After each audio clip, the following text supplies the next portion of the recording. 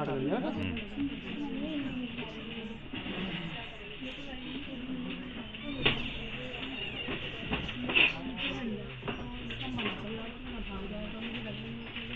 मुझे feedback form है, आपने सबने सबने बढ़ दिया था ना, किसी का राग नहीं, आपने नहीं बोला, सबने बढ़ दिया।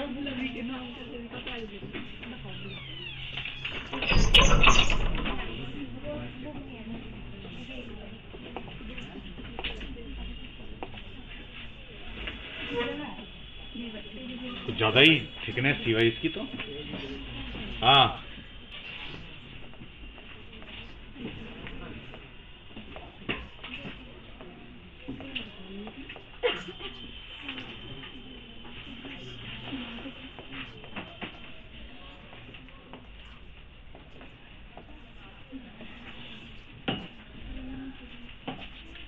Plant growth and development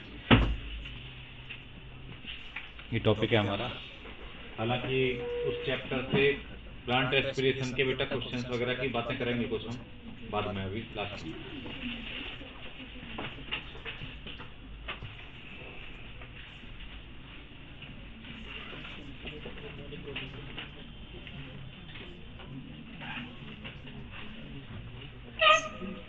first part है इसका।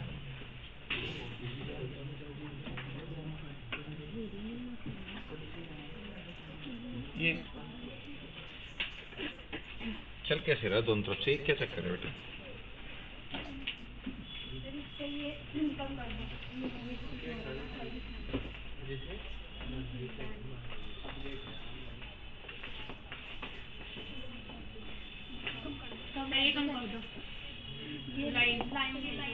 नहीं ये तो नहीं है इसका, ग्रीन कलर की लाइन आ गई पीछे करो।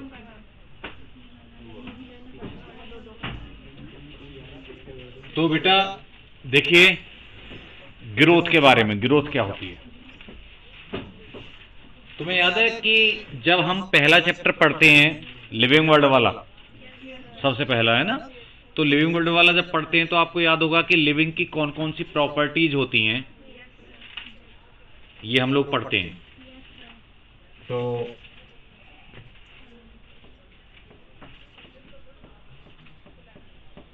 प्रॉपर्टीज ऑफ लिविंग याद करते हैं, चलो इनको। आपको याद होगा सबसे पहले हम ग्रोथ ही पढ़ते थे,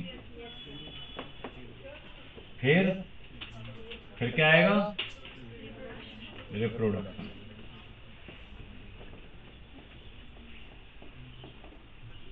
फिर इसके बाद में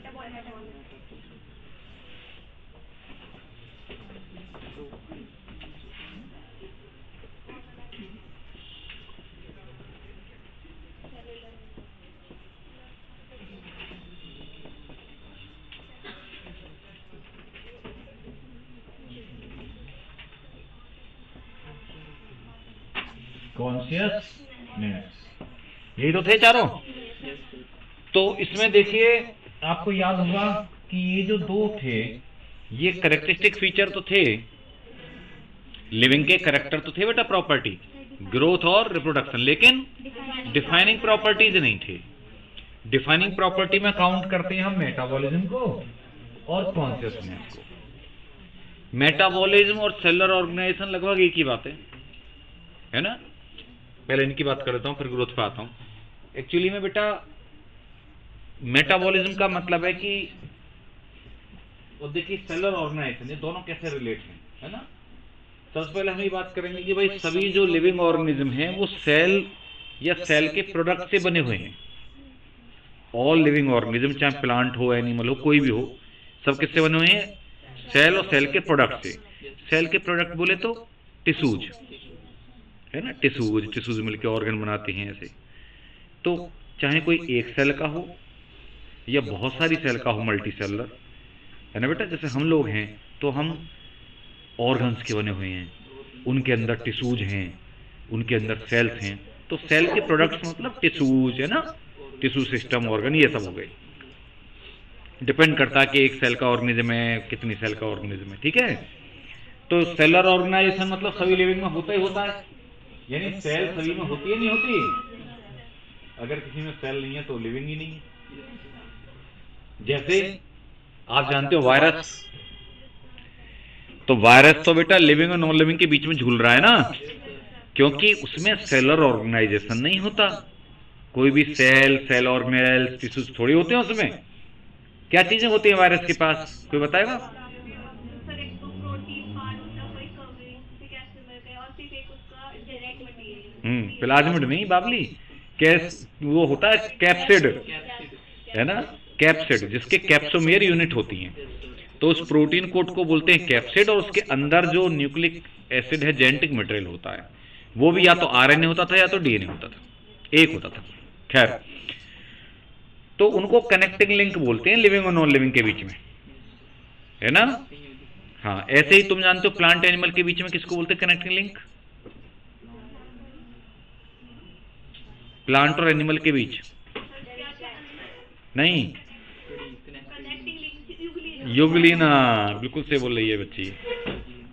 युगलिना को बोलते हैं बेटा प्लांट और एनिमल के बीच कनेक्टिंग लिंक, क्योंकि उसमें प्लांट के भी कैरेक्टर से होते हैं, एनिमल वाले बताएं। खैर वो तुम, है ना, बेसिक बात। तो हम ये बात ये कर रहे थे कि इसका मतलब सेलर ऑर्गेनाइजेशन तो डिफाइनिंग प्रॉपर्टी हो ही गई।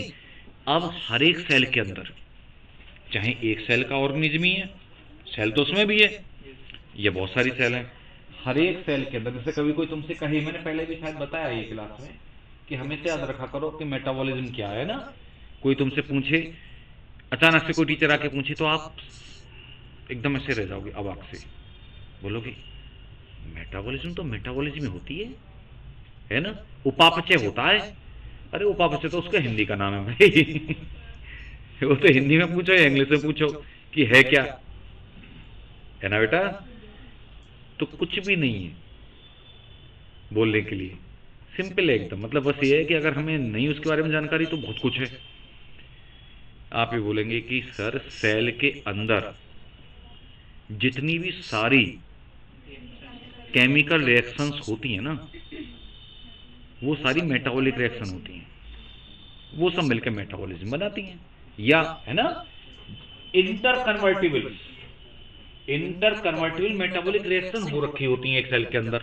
जैसे कोई बेटा सेल है तो उसके अंदर ए से बी बनना होगा, बी से जेड, जेड से सी, है ना, सी टू ए टू वाई, मेरी बात समझ रहे हो ना, वाई टू जेड, मतलब कुछ भी उल्टा सीधा X Y Z A B C एक दूसरे में कन्वर्ट हो रहे होंगे, यही मेटाबॉलिज्म है।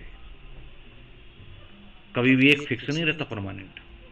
ध्यान रखिएगा, आप खाना खा के आए हो, नाश्ता करके आए हो, चलो, है ना, क्योंकि लेट जाते हो,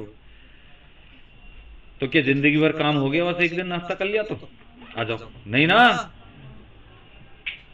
खूब अच्छा खा लो आप, कि नहीं आज तो हमें पार्टी से करेंगे, ये खाया वो खाया, पिज्जा खाया, बर्गर खाया, है ना, चाउमीन खाई, और आजकल के बच्चे तो ज्यादातर ये खाते हैं, मंचूरियन खाया। तो वो सब बस उस समय टेस्ट आया, आपको देखने में अच्छा लगा, ये हम खाने जा रहे हैं, एक फीलिंग आई है ना, फिर खा लिया, उसके बाद में कहानी खत्म। नेक्स्ट डे फिर से खाना पड़ेगा कुछ ना कुछ खाना। मेरी बात समझ रहे हो मैं क्या बोल रहा हूं? तो ये एक तुम लोगों के लिए वो सीख भी है कि एक दिन आप जैसे बहुत अच्छे बन लिए, है ना है ना, कि 900 चूहे खा के बिल्ली हज को चली, कहावत है। कि अगर आप एक दिन अच्छे बन लिए, उसका मतलब ये नहीं होगा कि आपकी लाइफ स्टाइल या आपकी जो जीवन शैली वो अच्छी हो गई, वो आपको रेगुलर करना पड़ेगा, है ना। इसी बात पे घूम फिर के अब तुम्हारे ऊपर आई जाती है, उसी बात पे पढ़ाई के ऊपर, है ना, कि एक दिन आपने सर की बात मान के, कि सर ने कहा था कि भाई इतने हैं ना घंटे बस सोना है, 6 घंटे, और सब तीनों सब्जेक्ट पढ़ने हैं, तो एक दिन बड़े कायदे से पढ़ लिए। पेरेंट्स भी खुश हो गए, देखो आज तुम्हारा बच्चा पढ़ रहा है ना। मनी मन उन्होंने भी सर को दुआ दे दी, भाई सर ने अच्छी बात बोली है। अगले दिन से फिर वही खुरापात चालू, फिर से शेड्यूल गड़बड़ा गया। ऐसा होता है, मैं ये बता रहा हूं तुम्हें। देखो आप मशीन नहीं हो, आप इंसान हो बेटा। मैं भी जब पढ़ाई करता था तो पता है डेली शेड्यूल बनाता था, अगले दिन फिर दूसरा शेड्यूल बनता था है ना, कि नहीं ऐसा नहीं, ऐसा करूंगा। तो ऐसे ये ऐसा नहीं है कि हर कोई मतलब हम भी परफेक्ट रहे हैं कुछ ऐसा, बेटा स्टूडेंट तो स्टूडेंट ही होते हैं। बस ये कि जो जितना ज्यादा थोड़ा अपने आप को है ना डेडिकेट कर सकता है, इच्छा शक्ति मतलब कर सकता है, वो ही विनर है क्योंकि 100% परफेक्ट तो कोई नहीं है। मेरी बात समझ रहे हो ना? जो तुम्हें मतलब समझा रहा है वो भी नहीं है कोई भी। जो बहुत बहुत बड़े इन्फ्लुएंसर हैं, जो मोटिवेटर हैं, वो खुद की लाइफ स्टाइल में भी ना जो बता रहे हैं प्रॉपर उसको फॉलो नहीं कर पाते। कभी कभी ऐसा होता है। मान लो हम ही फ्री हैं, मोबाइल देखने लग गए, पता नहीं कब कितना टाइम निकल गया ऐसे ही, है ना, कुछ भी आलतू फालतू में, जब खा लिए तो जबकि हम समझाते हैं बच्चों।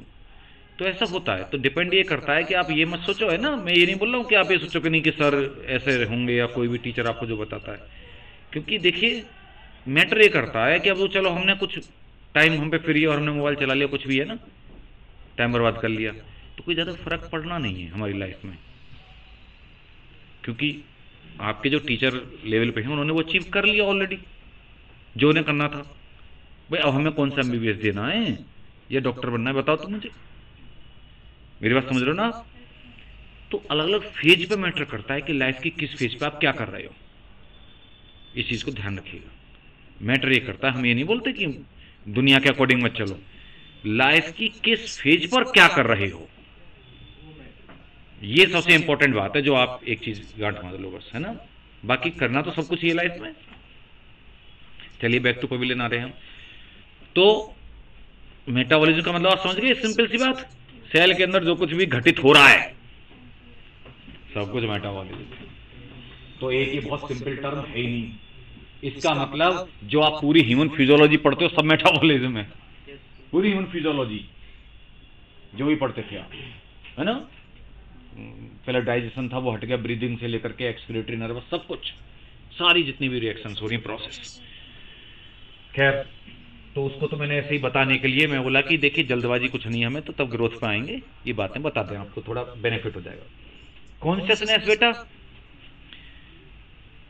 आप ये कह सकते हैं कि उसका ही एक पार्ट, मतलब ब्रॉडली तो वो भी आ जाएगा मेटाबॉलिज्म के कंसीडर में। तो ये केवल नर्वस सिस्टम से रिलेटेड बात है। इवन बेटा जिनमें नर्वस सिस्टम डेवलप भी नहीं है, जैसे प्लांट हैं, मतलब ये भी कहना सही नहीं है कि नर्वस सिस्टम से रिलेटेड है, चलो एनिमल के लिए तो मैं ठीक बोल रहा हूँ, प्लांट में कहाँ है नर्वस सिस्टम भाई साहब? जैसे हमारी खोपड़िया में ब्रेन है, उनके कौन से पार्ट में ब्रेन है ना। देखो इंटरेस्टिंग बात है, अगर सोचा जाए तो किसी भी लिविंग ऑर्गेनिज्म की अपने चारों तरफ जो इन्वायरमेंट है उसको समझने की, उसके अकॉर्डिंग रिएक्ट करने की जो क्षमता है वो कॉन्शियसनेस है, यानी रेस्पॉन्सिवनेस, है ना, अपनी सराउंडिंग कंडीशंस को सेंस करना, ये कॉन्शियसनेस है, और उसके अकॉर्डिंग रिएक्ट करना। तो देख लो नर्वस सिस्टम नहीं है, तब भी अगर आप पानी देते हो, खाद देते हो, पानी देते हो, तो पौधे की ग्रोथ बढ़ती है, इसका मतलब वो रिएक्ट कर रहा है ना उन कंडीशंस को। अगर धूप तेज पड़ रही है, पानी उसे नहीं मिल रहा है, मुरझा जाता है, सूख जाता है वो। तो इन सब के लिए वो रेस्पॉन्स है ना, आप जानते हैं प्लांट ग्रोथ में आगे थोड़ा सा बता दूंगा, हालांकि अब हट गया एनसीईआरटी से, कि कुछ लॉन्ग डे प्लांट होते हैं, कुछ शॉर्ट डे प्लांट होते हैं, अलग अलग। मतलब लॉन्ग डे मतलब गर्मी वाले जो दिन होते हैं ना, जब दिन के आवर्स बड़े होते हैं, लाइट पीरियड बड़ा होता है, तो कुछ उसमें फ्लावरिंग करना पसंद, मतलब तो इसका मतलब देख लो उन पे इफेक्ट पड़ रहा है ना उसका। कुछ शॉर्ट डेज में यानी कि विंटर्स में करना पसंद करते हैं।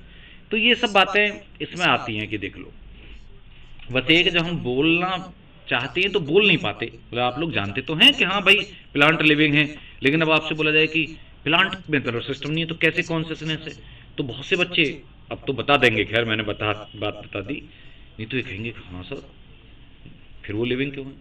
क्योंकि सबसे नंबर 1 प्रॉपर्टी जो है लिविंग की, बोलो रिवर्स ऑर्डर में चलिए, आप किधर से चलिए, ये फर्स्ट है ना, ये सेकंड है, थर्ड है, ये फोर्थ है, ऐसे चल रहा है आपको अगर डिफाइनिंग प्रॉपर्टी देखनी है तो। मेरी बात समझे ना आप?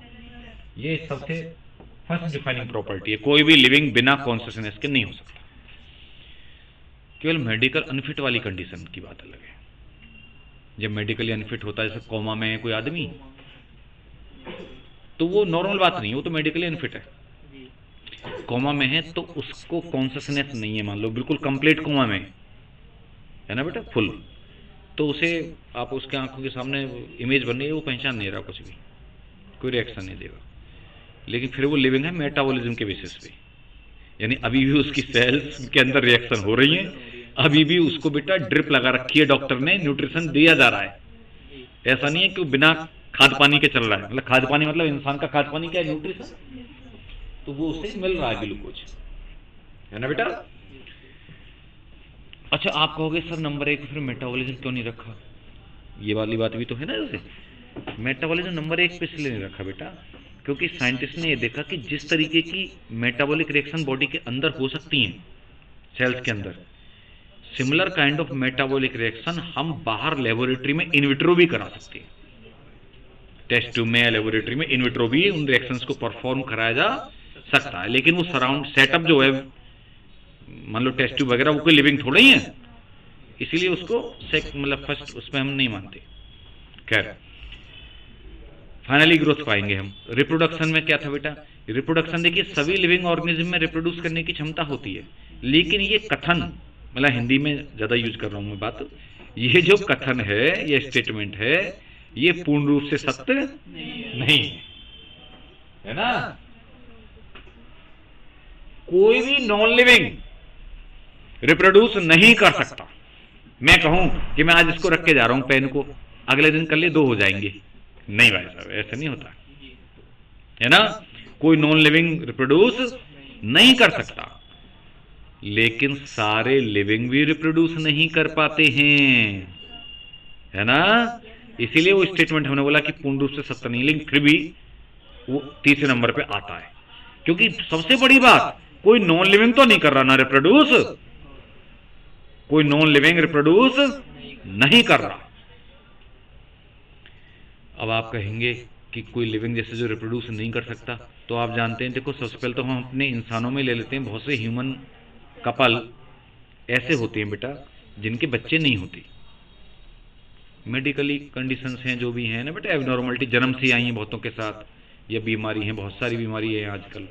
जब आप अगर डॉक्टर बनेंगे आप में से कुछ, तो जब आप देखेंगे, पढ़ेंगे, पूरा फील्ड इतना है, मतलब आप देखें एक एक ब्रांच को इतने डिटेल में पढ़ेंगे आप, आगे सब कुछ जानेंगे।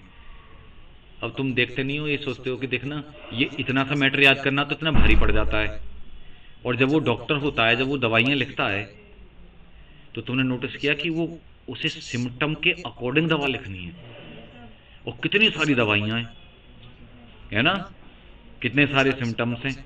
और फिर अगर उस पर कोई एमआर आ गया ना, वो दवाइयों वाला, दवा कंपनियों वाला बात नहीं समझा, दवाई कंपनियों वाला जो एमआर आ गया उनके पास, तो वो उसको उसकी भी दवा लिखनी है बताई हुई, क्योंकि वहां से पैसा मिलेगा, तो पैसा मिलेगा तो उसे याद रखनी है, क्योंकि कोई दूसरी लिख दी तो क्योंकि हर एक ही सॉल्ट अलग अलग दवा कंपनियों का नाम अलग अलग होता है, तो वो भी तो याद रखना पड़ेगा ना उसे कि ये ऐसी ऐसी है। तो सोचो कि उसका पढ़ाई कभी खत्म नहीं होती, उसकी भी, मतलब टीचर की, मास्टर की और डॉक्टर की पढ़ाई कभी खत्म नहीं होती, वो स्टूडेंट ही रहते हैं हमेशा। तो ये वाली बात आप समझ गए, इंसानों की बात हमने सबसे बड़ी ले ली। बाकी आप जानते हो यार, ये म्यूल होता है, खच्चर, म्यूल, हिनी, है ना, ये स्ट्राइल होते हैं, मतलब इनफर्टाइल, या बच्चे पैदा नहीं कर सकते। हर बार खच्चर आपको नया बनाना पड़ेगा, हॉर्स और डंकी का क्रॉस करा के तभी बनाना पड़ेगा, ठीक है, वो खुद से वो नहीं कर सकता। पाकिस्तान तो बहुत फेमस है खच्चर या गधों के मामले में, हाँ, वहाँ से तो चाइना वाइना को, मतलब वहाँ से उनसे बदले में वो रसद वसद लेता है, खाना पीने का सामान है ना, हाँ बहुत ज़्यादा है, उनको एक्सपोर्ट करते हैं बहुत, वहाँ की गधों की डिमांड बहुत ज़्यादा है। गधों की डिमांड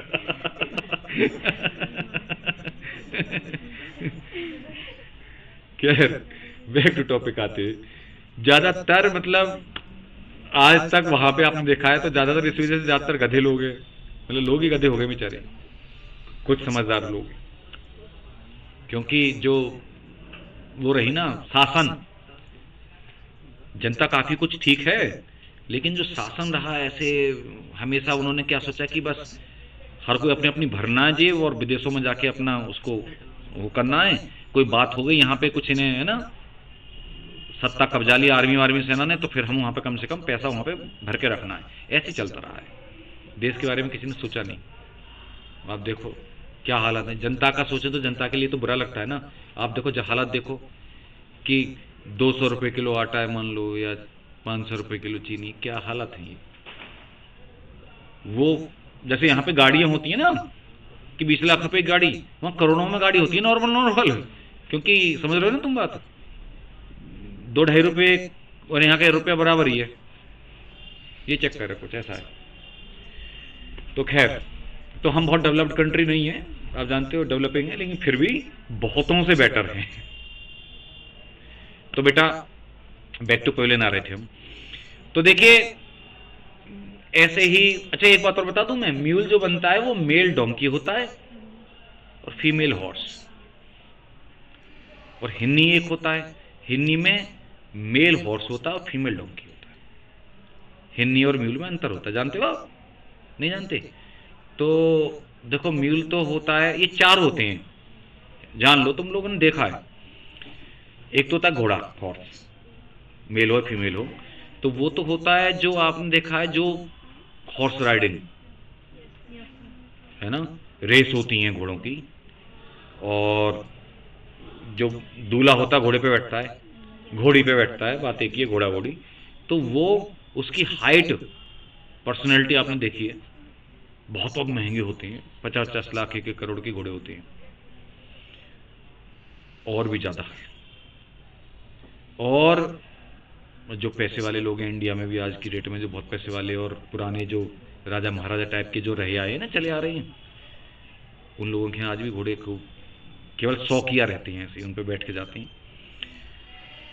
एक होता है गधा, जो आपने देखा है, ये 2 बिल्कुल एक्सट्रीम बातें बता रहा हूं मैं अभी। गधा होता है वो छोटा सा होता है, लेजी होता है, और उस पर बोझा बोझा ना ढोके, जैसे कहीं गली है, शहर में कोई गली होती है बहुत पतली सी, वहां पे बेटा गाड़ी नहीं आ पाती है ना, घोड़ा गाड़ी भी नहीं आ पाती, और ना वो आ पाता वैसा वाला जो छोटी गाड़ी वाड़ी वैसी ईंटा वीटा सामान लेके, तो क्या होता है वो फिर वहां से गधे से ढो देते हैं उसके ऊपर, देखा होगा वो तो आपने। अब एक होता है खच्चर, वो गधे के ही साइज का लगेगा लगभग, थोड़ा सा हाइट उसकी इंक्रीज होगी, लेकिन जैसे गधा चल रहा होगा ऐसे ऐसे है ना, वो चल रहा होगा तेज फुर्ती से थोड़ा। कौन? खच्चर, वो एक्टिव होगा, ये उसकी पहचान है। थोड़ा उतना फैटी सा मोटा सा नहीं होगा, है ना, गधा थोड़ा पेटीला सा होगा पेटीला मतलब समझ गए ना। तो बात आ रही है लड़कियों, तो देखो अच्छा, अब खच्चर का एक यूज है, इसीलिए बनाए गए, बहुत ज्यादा बनाए क्यों जाते हैं, आर्मी वालों के लिए बहुत ज्यादा बेनिफिशियल है। चक्कर क्या, ये हाइब्रिड है, 2 स्पीसीज का हाइब्रिड है बेटा, हॉर्स का और डोंकी का, है ना, मेल डोंकी और फीमेल हॉर्स का क्रॉस कराया आर्टिफिशियली, मतलब। तो पता है किस लिए फायदेमंद है, क्योंकि उसमें बोझा ढोने की क्षमता तो गधे से आई, और जो पैर स्ट्रांग होते हैं घोड़े के बहुत ज्यादा रनिंग के लिए, वो उसकी स्ट्रांग जो है पावर, वो किससे आई, हॉर्स से। तो बेटा जिन पहाड़ों पे चढ़ाई पे, और सियाचिन और लद्दाख, लेह लद्दाख, वहां पे जहां पे कि ना घोड़ा काम करेगा, क्योंकि वो बोझा नहीं ढो सकता, चढ़ तो जाएगा, गधा चढ़ाई नहीं कर सकता ऐसे एनवायरमेंट में, तो वो बहुत सूट करते हैं, उनके ऊपर रसद हथियार वगैरह सब लाद लाद के जो पॉसिबल हैं उनको, क्योंकि बेटा ये अभी कुछ सालों में रोड बहुत अच्छी हुई है हमारी बॉर्डर पे ना, कि ऊपर तक गाड़ियां भी चली जाती हैं, नहीं तो पहले नीचे ही गाड़ियां और नीचे कैंप होते थे, और ऊपर तक ये सामान ऐसे ही जाते थे, या तो जवान खुद लाद के ले जाएं पिट्ठू, या फिर अच्छा, अब आती है चौथी बात जो आप लोगों ने बहुत कम देखा है, या मतलब जानते नहीं है उसके बारे में कि हिन्नी क्या है। आपने देखा होगा कि जो घोड़ा गाड़ी चलती देखी है, तो एक छोटी सी बुग्गी, घोड़ा बुग्गी, बुग्गी होती ना, बुग्गी, भैंसा बुग्गी, बैल बुग्गी, ऐसे ही एक ऐसी घोड़ा बुग्गी होती है। तो वो घोड़ा आपने देखा होगा कि थोड़ा मरियल सा घोड़ा होता है। मरियल सा बोले तो कम हाइट का, कमजोर सा, लंबाई में और हाइट में कम होता है। देखा होगा आपने, एक देखा नहीं देखा? क्योंकि वो बड़ा वाला घोड़ा है जो इतना महंगा और अच्छा वाला, वो घोड़ा बुग्गी में कहीं नहीं, वो तो और दूसरे कामों में यूज हो रहा है ना। या फिर कोई छोटा सा पतला सा दूल्हा होता है भाई। अब कोई हर साइज के इंसान होते हैं, तो क्या मतलब ये कि उसकी शादी नहीं होगी? तो उसका दुबला पतला सा मान लो कोई दूल्हा है छोटा सा, अब उसकी हाइट अगर सोचो, अगर घोड़ा बहुत ऊंचा वाला ले लिया तो वो दूल्हा तो नजर नहीं आएगा।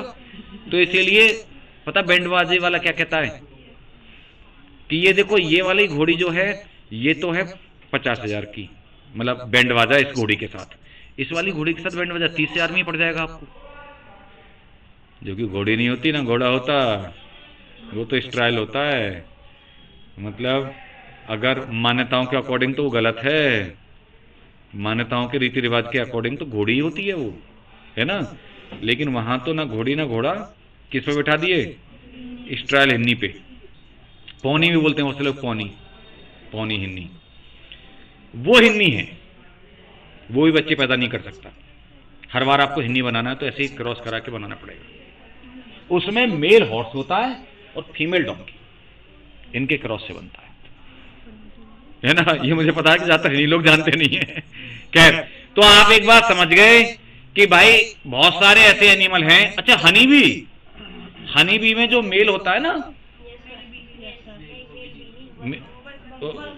हाँ, जो मेल भी होता है, जो मेल बनते हैं, अरे सुन लो बाबली बच्चे, जो मेल होते हैं ना हनी बी में,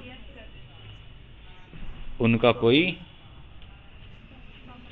बाप नहीं होता, उनकी बस माई होती है ना। माँ के बच्चे हैं वो, बाप का नामो निशान ही नहीं है। या नाना है, नाना वाला मामला है, क्योंकि उस माँ का तो बाप है। तो जो और जिनके माँ बाप दोनों हैं, देखिए इट्स वेरी इंटरेस्टिंग, और ऐसे जिनके माँ बाप भी दोनों हैं, क्वीन को छोड़ करके बाकी जो वर्कर भी हैं वो फीमेल होती हैं, उनके माँ बाप दोनों हैं, लेकिन वो बच्चे नहीं पैदा, वो किसी के माँ बाप नहीं बन सकते, है ना। उनके कोई बच्चे नहीं हो सकते ना, वो स्ट्रायल है। यानी जो आपको डंक वंक मारते हैं या ऐसे जो है ना हनी इकट्ठे करते हैं, ये सब वर्कर भी होती हैं, ये स्ट्रायल होती हैं।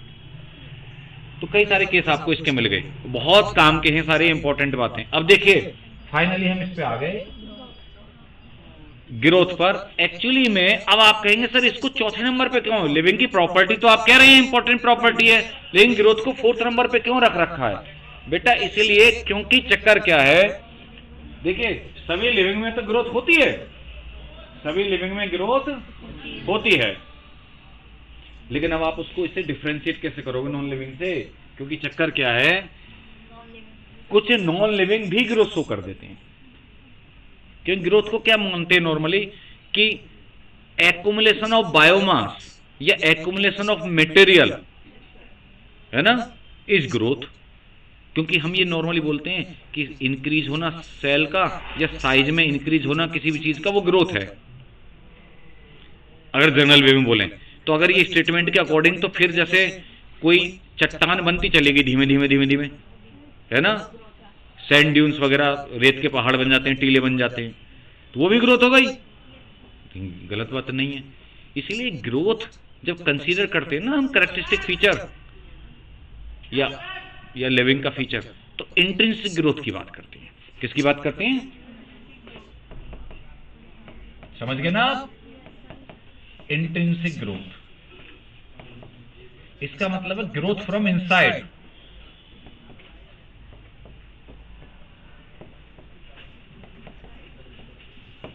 केवल अंदर से जब ग्रोथ होती है उसको हम कैरेक्टरिस्टिक फीचर मानते हैं। ऐसे नहीं कि सरफेस पे कुछ इकट्ठा होता चला गया, एक्यूमुलेट होता चला गया और वो ग्रोथ हो गई।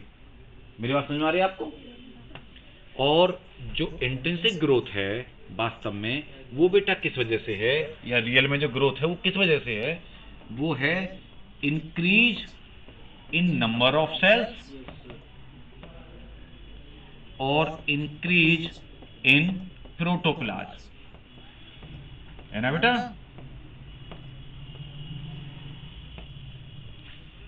इससे सब कुछ है। देखिए, चाहे एक सेल की ग्रोथ है, चाहे टिश्यू की ग्रोथ है, चाहे ऑर्गन की ग्रोथ है, चाहे पूरे ऑर्गेनिज्म की ग्रोथ है, सब इन दो बातों पर ही बेस्ड है। मेरी बात समझ रहे हैं ना आप? एक सेल है, एक सेल छोटी सी सेल है, उसका साइज इंक्रीज हो रहा है तो वो ग्रोथ है उसका, यानी प्रोटोप्लाज्म बढ़ रहा है ना? यानी कि increase in size of the cell and increase in number of the cell. मैं इसको इंक्रीज इन प्रोटोप्लाज्म को increase in size of the cell भी तो कह सकता हूं बेटा।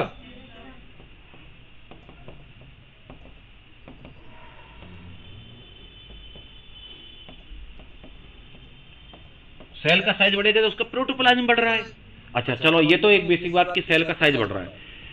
सेल का नंबर जब बढ़ेगा, एक सेल से 2 सेल, 2 से 4, 4 से 8, तो टिश्यू का साइज बढ़ेगा, टिश्यू का साइज बढ़ेगा तो ऑर्गन का साइज बढ़ेगा। भाई हम लोग जब छोटे से थे और आज इतने बड़े हो गए, जब पैदा हुए है ना बेटा, चलो मैं एम्ब्रियोनिक स्टेज की बात छोड़ो, हालांकि एम्ब्रियोनिक स्टेज भी आप जानते हो कि एक सेल से 2, 2 से 4 ऐसे तो बढ़ते चले गए, फिर डिफरेंशिएट हुए अलग अलग पार्ट, और फिर आप जब मार्केट में आए, मतलब दुनिया में आए, मार्केट मतलब दुनिया में जब आए, तो दुनिया में आने के बाद में ना बेटा, जो छोटे से थे हम बड़े होते चले गए। देखो छोटे छोटे हाथ पैर है ना, तो क्यों बढ़ रहे हैं? क्योंकि सेल्स का नंबर इंक्रीज हो रहा है, सेल डिवीजन हो रहा है ना? बात खोपड़िया में आई? तो ऐसे करके देखिए, जितना ज्यादा आप ये दिमाग में रखिए, जितना वेट होता है ना किसी इंसान का, जितना बायोमास उसका ज्यादा होता है वेट, जैसे किसी में 50 किलो है, किसी में 60 है, किसी में 70 है, किसी में 80 है, तो उतना ही उसमें नंबर ऑफ सेल ज्यादा होती है, उतना ही इसमें नंबर ऑफ सेल। ये दिमाग में रख लेना। कभी को तुमसे कहे कि सभी में नंबर ऑफ सेल बराबर है, ना, नंबर ऑफ सेल बराबर नहीं होती भाई। कोई जितना ज्यादा है उसमें फैट ज्यादा है तो वो एडिपोज सेल्स नहीं होंगे उसमें ज्यादा। जितना साइज ज्यादा है आपका, है ना, उतना ही आप में नंबर ऑफ सेल्स ज्यादा है, या वजन ज्यादा है, मतलब एक उसी हिसाब से बोला जाता है। बिलियंस में सेल्स होती है, मिलियंस की भी छोड़, एक नॉर्मल आप लोगों में सब में कितनी है? बिलियंस। समझ रहे ना आप? तो कभी मत डरा करो अकेले में, ये मत सोचा करो कि अरे अकेले, हम तो अकेले कहाँ हो, तुम तो इतनी बड़ी सेना के, है ना, राजा महाराजा हो, मतलब है कि नहीं? पूरा साम्राज्य हो आप अपने आप में। खुश होने के लिए तो अच्छी बात है नहीं, मन में खुश हुआ है, हम पूरा साम्राज्य है, एम्पायर। भाई फील गुड के लिए तो आप जानते हो कुछ भी ऐसा ही सोचना चाहिए ना, क्योंकि निगेटिविटी अगर करोगे तो फिर कैसे काम चलेगा। जैसे कोई चोट लग गई, हालांकि कोशिश नहीं करनी चाहिए कि हमारी सेना का नुकसान हो, लेकिन कोई चोट लग गई तो कुछ घाव आपके हो गया, कुछ है ना, खून निकल आया, तो आप समझो कुछ सैनिक शहीद हो गए आपके। तो पॉजिटिव ये है कि चलो फिर से सेना रीजनरेट हो जाएगी, फिर से बन जाएंगे, भर्ती फिर हो जाएंगे नए। तो खैर, तो बात ये है कि सेल तो हम नॉर्मली अगर डिफाइन करें ग्रोथ को, सॉरी ग्रोथ को अगर हम डिफाइन करें तो ग्रोथ क्या है? ये बेटा ग्रोथ क्या है? इर्रिवर्सिबल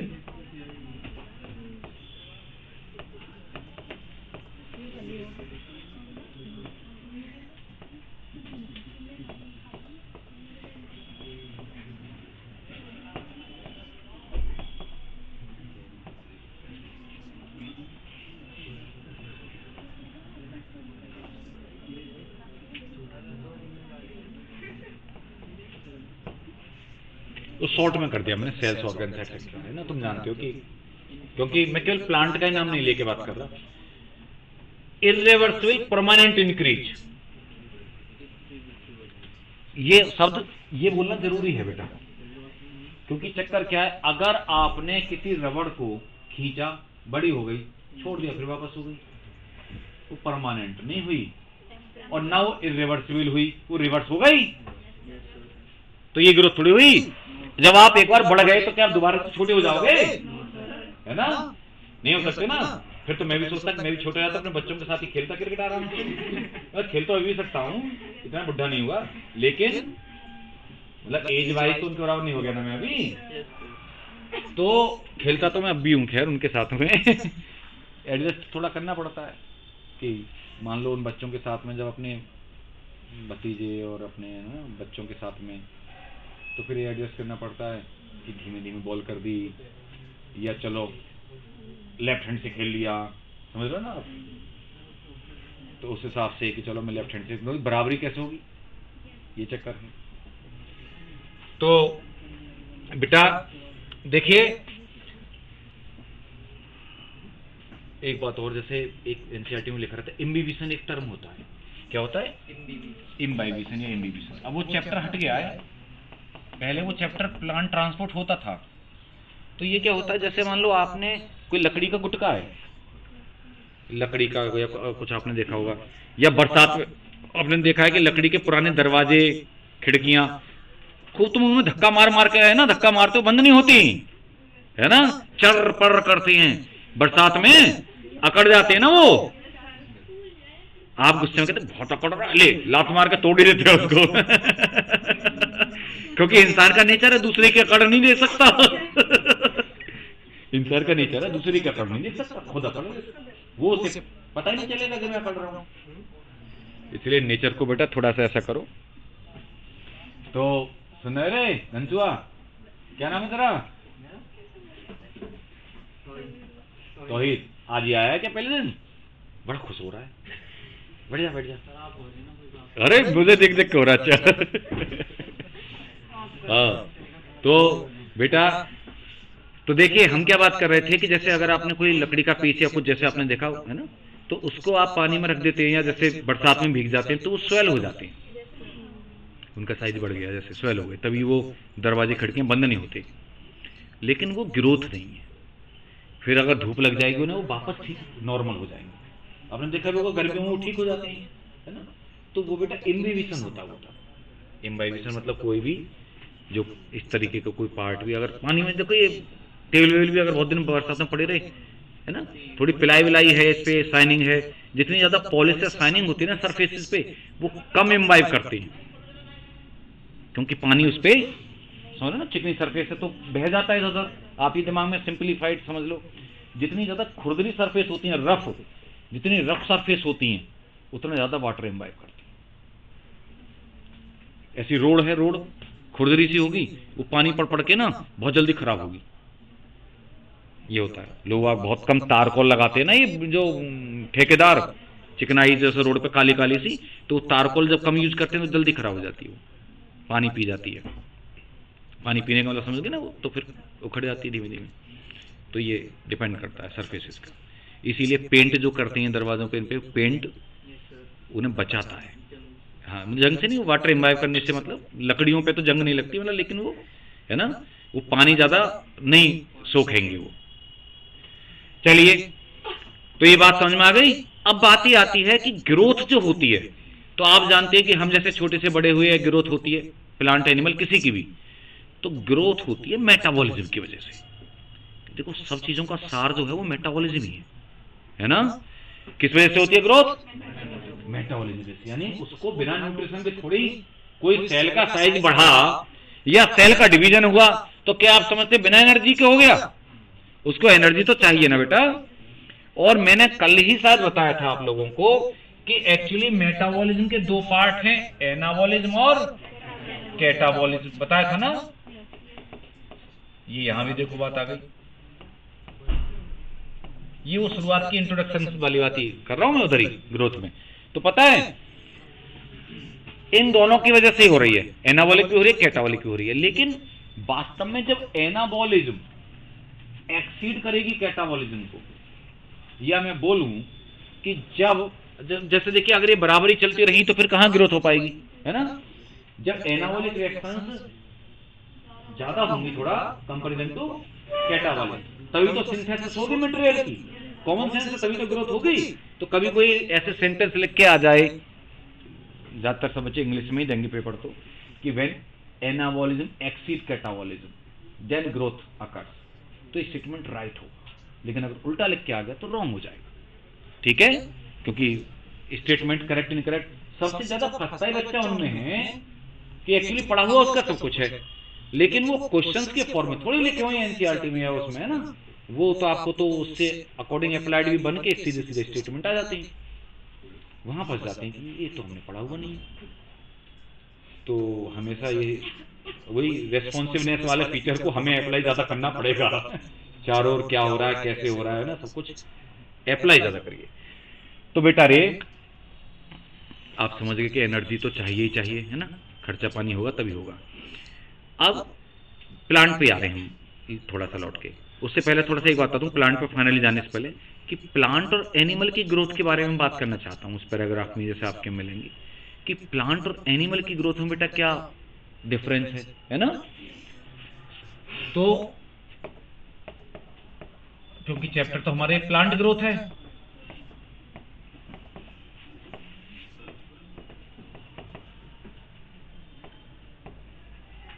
हालांकि इसको पीरियड ज्यादा दे रखे हैं इसमें, मुझे लगता नहीं है कि इतने पीरियड चलेगा, मुझे लगता है 5 पीरियड ले रखे लेंगे ज्यादा से ज्यादा, आराम से भी करेंगे तो भी 3-4 ही चलेगा, है ना चैप्टर तो। क्योंकि फिर भी मैं कोशिश ये करूंगा क्योंकि आपको वो बताने की रेस्पिरेशन से रिलेटेड बहुत अच्छे अच्छे क्वेश्चंस जो फॉर्म होते हैं ना उस पर बेस्ड, वो तुम्हें पता रहने चाहिए। जैसे मैं कल बात नहीं कर रहा था कि, है ना, कहाँ से कहाँ तक पूछ लिया गया बीच में ऐसे क्वेश्चंस, क्योंकि वो जो दोनों चैप्टर हैं उन पे क्वेश्चंस इस टाइप के ज़्यादा बनते हैं, इसमें तो ज़्यादातर सीधे सीधे उसमें से लिखे हुए आते हैं, मैटर में से याद करने का ज़्यादा चैप्टर है। तो पता है प्लांट की जो ग्रोथ है बेटा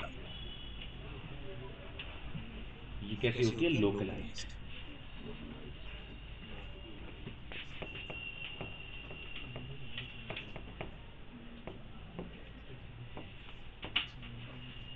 लोकलाइज्ड एल भी एस भी यूज कर सकते हैं, मतलब जेड भी यूज कर सकते हैं, ठीक है, दोनों यूज कर सकते हैं हम एक्चुअली, इंग्लिश ब्रिटिश और अमेरिकन में अंतर है। लोकलाइज्ड ग्रोथ और यहां पर होती है डिफ्यूज ग्रोथ।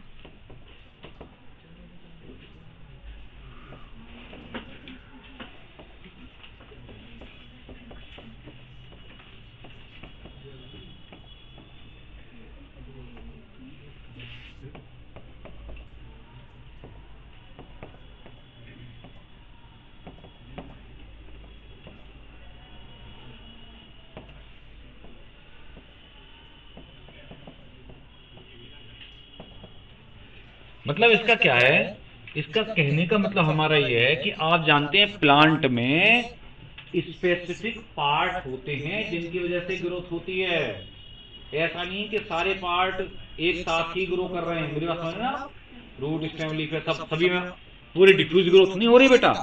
एनिमल में ऐसा ही होता है, एनिमल में ऐसा तो नहीं होता कि जैसे ये हमारे जो बच्चा है, क्या नाम बेटा, जैद, जैद जो छोटा सा था, ठीक है, तो फिर जैद की गर्दन गर्दन तो लंबी होती चलेगी, जैद वहीं के वहीं रहा, ऐसा तो नहीं हुआ, पूरा बढ़ा है देख लो, है ना। तो कहने का मतलब यह है कि एनिमल की जो ग्रोथ होगी तो पूरे बॉडी की होगी, यहाँ पे प्लांट पे क्या है, लोकलाइज, मतलब बेटा यहाँ पे मेरिस्टेम, जैसे एपिकल मेरिस्टेम अपेक्स पे जो होता है तो बस वहां से वो ग्रोथ करता चला जाता है, ठीक है, या फिर अपेक्स को टिप को काट देते हो ना तो फिर वो लेटरल ग्रोथ करता है ब्रांचिंग, तो वहां पे लेटरल मेरिस्टेम के जैसे। तो खैर गर्थ में इंक्रीज करता है तो लेटरल मेरिस्टेम होता है। अच्छा दूसरी जो बात है इंपॉर्टेंट, जो दो बातें में हम डिफरेंशिएट कर देते हैं वो कौन सी है पॉइंट, कि यहां पे इनडिटर्मिनेट या इंडेफिनिट ग्रोथ होती है, इनडिटर्मिनेट इंडेफिनिट।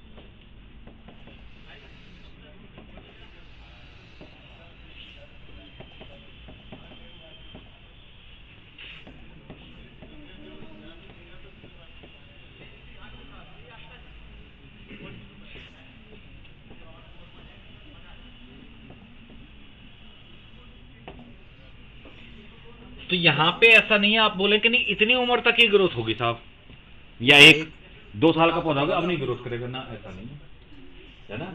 खूब बुढ़ा हो रहा है, ओल्ड हो रहा है काफी सारा पौधा प्लांट, उसकी पुरानी पत्तियां टूट के गिर रही, नई नई पत्तियां आ रही। इंसान में ऐसा देखा कि पुराने हाथ पे टूट के गिर गए, नए आ गए, नहीं ना है ना।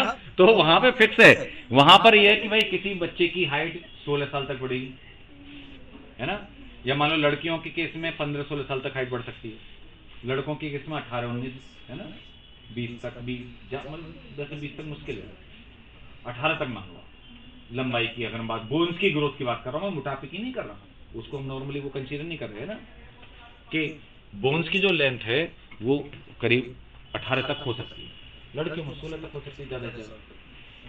तो एक फिक्स है सभी एनिमल का, प्लांट का फिक्स नहीं है, कभी भी कहीं ग्रोथ की एक पार्ट ब्रांच निकल के चल देगी, आगे ग्रोथ करने लगेगी।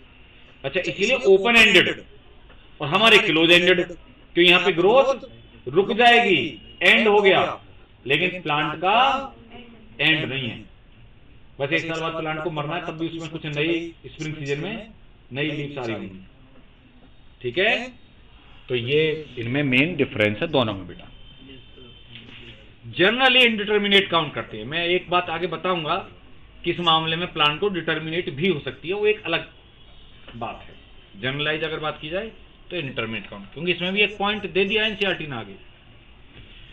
चलिए अब देखिए, जब प्लांट की ग्रोथ की आप बात करते हैं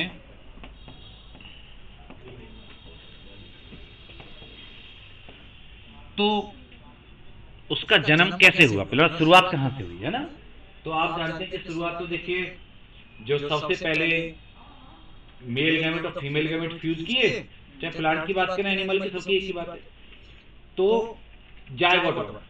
क्या हुआ, वो सबसे पहली स्टार्टिंग थी लाइफ की, देखा फर्स्ट सेल, किसी भी लाइफ की बेटा फर्स्ट सेल है जायगोट। अब वो जो जायगोट बना, उस जायगोट से एम्ब्रियो बना, है ना। एम्ब्रियो किसके अंदर बना बेटा, किसके अंदर है, उसकी कवरिंग क्या है, सीड। भाई प्लांट में अगर हम बात करें तो जो ओव्यूल होता है ना, ए बच्चों ध्यान सुनो, क्योंकि आगे मॉर्फोलॉजी में भी काम की बातें हैं आपकी। जो ओव्यूल होता है वो कन्वर्ट किस में हो जाता है, सीड में, और ओवरी कन्वर्ट हो जाती है फ्रूट में, है ना। तो ओवरी फ्रूट में कन्वर्ट होते प्लांट में, उसके अंदर जो सीड हैं 1, 2, 4, 10 जितने भी होंगे वो ओव्यूल हो गए, और हर एक ओव्यूल के अंदर वो एम्ब्रियो लोकेटेड है। क्या लोकेटेड है, आप पढ़ोगे आगे चैप्टर प्लांट प्रोडक्शन, अब इसके प्लांट ग्रोथ के बाद में वही तो आएगा। तो उसके अंदर एम्ब्रियो प्रेजेंट है जो जायगोट से बना है, किससे बना है, जो डबल फर्टिलाइजेशन होता था।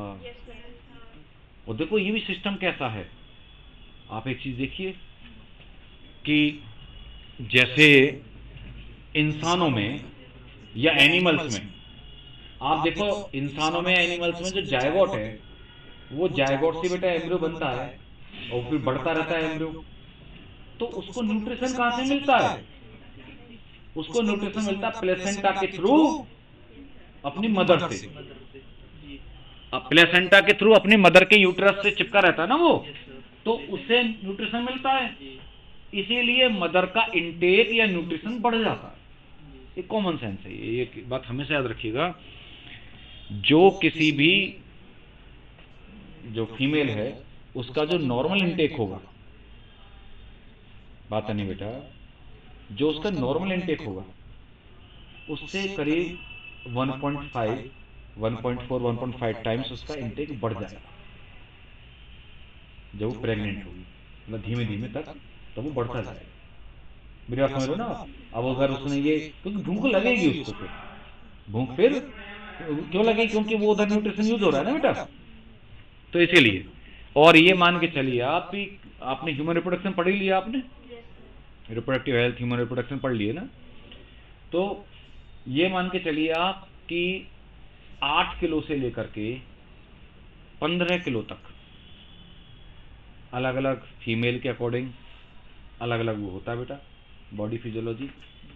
8-9 किलो से लेके 15 किलो तक का वजन उसका स्टार्टिंग से लेकर के और एंड तक 9th मंथ तक बढ़ जाता है एक फीमेल का वजन, जबकि बच्चा तो 2.5 किलो का ही होता है, 2.5 किलो से लेकर 3.5 किलो की रेंज, और थोड़ा 2 किलो की रेंज, 2 to 3.5, जो एवरेज या जो अच्छी रेंज है वो 2.5 to 3 बीच की है ना। वो एवोल्यूशन वाला वो चलता है हमें फैक्टर, स्टेबलाइज या बैलेंसिंग एवोल्यूशन, डिसरप्टिव और है ना डायरेक्शनल। तो जो एवरेज वेट वाले वो ज्यादा कॉमन है, या वो ज्यादा उसको नेचर सपोर्ट करता है। ज्यादा कम वजन वाले बच्चे पैदा हो गए वो भी दिक्कत है, बहुत ज्यादा हो गए तो भी दिक्कत है, समझ रहे हो बच्चों। तो ये नॉर्मल, अब तो मैं ये बोलना चाह रहा हूँ कि देखना 2.5-3 किलो वजन बच्चे का होता है, जबकि माँ का वजन इतना बढ़ गया, क्योंकि इनटेक उसे न्यूट्रिशन देने के लिए ज्यादा करना पड़ा, ठीक है। अब वो एनर्जी तो वहां पे, लेकिन बाकी जो वो इकट्ठा हुआ फैट वगैरह वजन है ना, तो उसका तो बढ़ेगा ना। तो ये चीजें होती है। अब मैं इस बात से क्यों चला गया था उस पर ह्यूमन वाले, मैं यहाँ पे बोल रहा हूँ कि यहाँ पे तो कोई ऐसे कोई सिस्टम है नहीं कि प्लांट का वजन बढ़ जाएगा उसके लिए, या कुछ ऐसा हो, या कुछ ऐसा है ना सीड बनाने के लिए। सीड है ना, वो तो फ्यूचर जो जनरेशन है वो सीड है, सीड के अंदर एम्ब्रियो है। तो बेटा फिर यहां पर न्यूट्रिशन, ये जो बात वही है कि वो तो और आपसे भी ज्यादा एफिशिएंट है यार। क्यों एफिशिएंट है? क्योंकि उन्हें तो डायरेक्ट सनलाइट से ही अपना खाना बना रहे हैं, आपको तब भी दूसरों पर डिपेंड होना पड़ रहा है। लेकिन उन्होंने व्यवस्था कर दी अपने फ्यूचर के लिए। देखो व्यवस्था क्या कर दी है, मेरी बात समझ लो, ध्यान सुनो मेरी बात, मैं कहां पे बोलना चाह रहा हूं। हमारे चारों ओर जब हम बच्चे थे या कुछ ऐसा, मतलब हमें कोई एंडोस्पर्म तो नहीं था ना हमारा, जो हमें न्यूट्रिशन दे रहा हो, हमें तो प्लेसेंटा से न्यूट्रिशन ऐसे मिल रहा था। इन्होंने व्यवस्था एक कर रखी है अपने फीचर उसके लिए सनलाइट से बना के, कि डेवलप फर्टिलाइजेशन में एक तो एम्ब्रियो बनता है, एक एंडोस्पर्म भी बनता है ना। और एंडोस्पर्म का साइज धीमे धीमे बढ़ता चला जाता है, तुम्हें याद होगा सेंट्रल सेल से बढ़ता, तो एम्ब्रियो छोटा होता है, एंडोस्पर्म बड़ा होता है, और वो उस एंडोस्पर्म से न्यूट्रिशन लेता रहता है। यही तो होता है सीड के अंदर। नॉर्मली हर सीड के अंदर एम्ब्रियो के साथ साथ एंडोस्पर्म भी होता है। ये बात अलग है बेटा, मैं पढ़ाऊंगा अभी 12th वाले में आगे भी। वैसे मॉर्फोलॉजी का भी टॉपिक है कि 2 टाइप के होते हैं सीड, एक एंडोस्पर्मिक एक नॉन एंडोस्पर्मिक। तो नॉन एंडोस्पर्मिक का मतलब ये मत सोचना कि एंडोस्पर्म नहीं बनता, बनता सब में, बस क्या है वो जल्दी कंज्यूम हो जाता है, मैच्योरिटी तक बचता नहीं है। और उसने अपना काम तो कर ही दिया ना भाई, इसीलिए तो था उस एम्ब्रियो को न्यूट्रिशन देने के लिए। लेकिन जो दूसरे होते हैं एंडोस्पर्मिक, उनमें वो मैच्योरिटी पे भी सीड में परसिस्ट करता है, खूब ज्यादा होता, बड़ा होता है एंडोस्पर्म। यही अंतर है बस, बनता सब में है। ठीक है मेरी बात समझ रहे हो ना। तो प्लांट में अब आप देखो कहां से मैं स्टार्टिंग कर रहा हूं कि जायगोट बना, डबल फर्टिलाइजेशन में एंडोस्पर्म बना, उस एंडोस्पर्म ने उसको न्यूट्रिशन दिया, वो डेवलप होता गया एम्ब्रियो में, सीड मार्केट में आ गया। फिर सीड या तो अपने आप या आपके द्वारा उसका जर्मिनेशन कराया गया, ये तो अपने आप सीड डिस्पर्सल हुआ, अपने आप ग्रो कर जाते हैं, या ये पक्षियों के द्वारा, बर्ड्स के द्वारा। आपने देखा होगा कोई कोई किसी की छत पे दरार होती है, दरार, उस दरार में पीपल का पेड़ खड़ा हुआ है ना। ऐसे छोटी छोटी दरार में नीम का, पीपल का, क्योंकि इनका क्या, इनका जो फलसा होता है वो सीड उसको खा जाते हैं, और वो उनकी पॉटी में, उनकी बीट में निकल जाता है, ऐसे अनाहर है ना। एक्चुअली सीड वो डाइजेस्ट नहीं होता उसका, लेकिन पता है सीड को परमेबल हो जाता है, और मतलब जो पहले नहीं ग्रो कर पा रहा था ना, डोरमेंट था, वो अब क्या है उनके डाइजेस्टिव ट्रैक्ट से निकल के क्या हो गया, परमेबल हो गया। तो अब आराम से वो पौधा ग्रो, कहीं भी ऐसे उनकी देन है ये जो ग्रो हो जाते हैं। और कभी कुछ किसान क्या सोचते हैं कि भाई हमने तो कभी अपने खेत में अमरूद का पौधा लगाया नहीं, तो ये हमारे खेत में अमरूद का पौधा कैसे हो गया। तो उसमें हो सकता है किसी दूसरे इंसान का ही हाथ हो, जो सुबह सुबह लोटा पार्टी, अब तो कम हो गया जमाना, लेकिन रूरल एरिया में ना, तो उसका भी रोल हो सकता है। क्योंकि मैं आपको बता दूं भाई साहब, अमरूद का बीज अगर आप निकल गए, मतलब निकल गए बिना चबाए हुए निकल गए, तो वो ऐसे ही निकलेगा, वो डाइजेस्ट नहीं होने का अमरूद का बीज, समझ लो ना। या तो चबा लेते हो तो बात अलग हुई, टुकड़े टुकड़े हो गए। वैसे भी जिनको स्टोन की दिक्कतें होती है ना, उनको बोलते हैं कि ज्यादा बीज वाली चीजें नहीं खानी चाहिए। तो पता है वो फिर निकल गया कहीं ऐसे ही, फिर खेतों में पौधे हो गए अमरूद के, क्योंकि वो फिर और ज्यादा परमेबल हो जाता है उसका सीड कोट। ये रियलिटी बता रहा हूं मैं। तो खैर बैक टू पवेलियन आते हैं, तो बात समझ गए ना आप। तो दुनिया में देखिए, आप कहें वैसे तो उसकी लाइफ स्टार्ट हो गई जायगोट बनने से बेटा, लेकिन दुनिया में अगर उसका जो जीवन चक्र लाइफ स्पेन शुरू होता है, हमारी जो डेट है वो बर्थडे वो कब माना जाता है? 9 महीने पहले, या जिस दिन हम दुनिया में आए हैं। शुरुआत हमारी 9 महीने पहले हो गई थी लाइफ की, लेकिन 9 महीने बाद। ऐसे ही सीड जब जर्मिनेट, चाहे कितने दिन आपके घर में सीड पड़ा हुआ है, लेकिन पौधे की लाइफ तब स्टार्ट मानते हैं जब वो जर्मिनेट करता है। सीड जर्मिनेट करके छोटा सा जो बेटा सीडलिंग निकला जमीन में से, पौधा है ना बेटा, सीडलिंग या बेबी प्लांट, वो उसकी लाइफ है जब उसने स्टार्टिंग वो हुई। सबसे पहले रेडिकल निकलता है जर्मिनेशन में, जो कि रूट सिस्टम बनाता है। फिर प्लूम्यूल निकलता है, सुना ना नाम आपने ये, रेडिकल और प्लूम्यूल। प्लूम्यूल से क्या बनता है? सूट सिस्टम बनता है। ठीक है, तो इस तरीके से कहानी होती है। अब जर्मिनेशन हो गया, सीड का स्टार्टिंग हो गई, उसके बाद में उसकी ग्रोथ हुई बेटा, ग्रोथ होती रहेगी और उसके वेजिटेटिव या फेज आएगी, है ना। वेजिटेटिव फेज के बाद में फिर आएगी रिप्रोडक्टिव फेज, ये फ्लावरिंग वाली स्टेज, उसको बोलते हैं रिप्रोडक्टिव फेज। और रिप्रोडक्टिव फेज देखिए, जैसे फ्लावरिंग पहली बार आ जाती है तो आप ये मानिए कि रिप्रोडक्टिव स्टेज आ गई उसकी। फ्लावरिंग को बोला था, क्योंकि फ्लावरिंग का मतलब है बेटा उसमें स्टेमिन और कार्पल वगैरह जो सेक्स ऑर्गन बोले जाते हैं प्लांट के, है ना। फिर चाहे फ्लावरिंग वो हर साल आती रहे, लेकिन जिस बार एक बार स्टार्टिंग हो गई ना फ्लावरिंग, अब उसके बाद में उसकी सेंसेंट स्टेज शुरू हो गई। सुना है आपने ये नाम जो मैं बोल रहा हूं? लाइफ की जो स्टेज में बता रहा हूं आपको, देखिए आफ्टर जर्मिनेशन, जर्मिनेशन तो पहला स्टेप हो ही गया। आफ्टर जर्मिनेशन तो एक तो होती है बेटा वेज फेज या वेजिटेटिव फेज,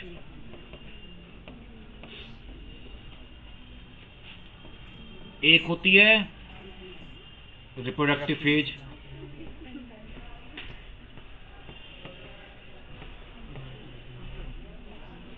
ये फेज एस आएगा एक्चुअली, जी नहीं आएगा। और एक होती है बेटा सेनेसेंस,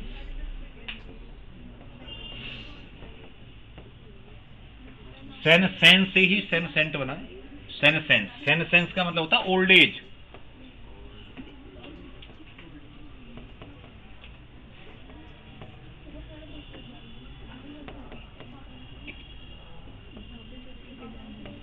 मतलब एजिंग होना, है ना। जैसे हम सब जो हैं सब सेंसेंट उसकी तरफ ही हैं अग्रसर, है ना, समझ ना आप। क्योंकि रिप्रोडक्टिव फेज तो ये समझो जब प्योबर्टी होती है वो रिप्रोडक्टिव फेज स्टार्ट हो गई ना उससे, तो वहां पे वो आ गई। उसके बाद में अब सेनेसेंट यानी एजिंग वो हमारी होती जा रही है, और फिर फाइनली वो डाई हो जाता है, मतलब डेड हो गया, है ना। सीड जर्मिनेशन से स्टार्टिंग हुई और वो मर गया, लेकिन बीच में ये स्टेज उसने फॉलो की। सेनेसेंट स्टेज तब खत्म होगी जब उसकी डेथ हो जाएगी प्लांट। ठीक है, चलिए तो देखिए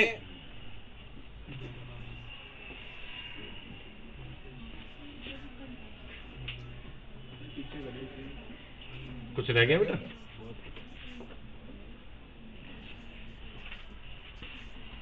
ग्रोथ के कौन कौन से पैरामीटर्स हैं उनकी बात हम करने जा रहे हैं।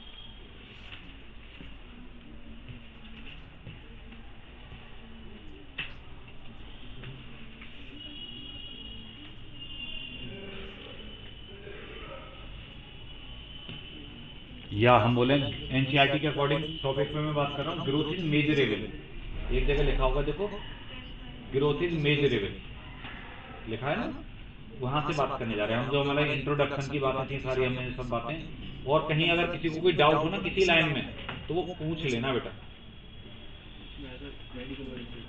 क्योंकि जो डेवलपमेंट होता है ना उस डेवलपमेंट में ग्रोथ और डिफरेंशिएशन दोनों को मिला के बोलते हैं हम। जो शब्द है डेवलपमेंट, वो बड़ा टर्म है। डेवलपमेंट में ग्रोथ भी आता है और डिफरेंशिएशन भी आता है।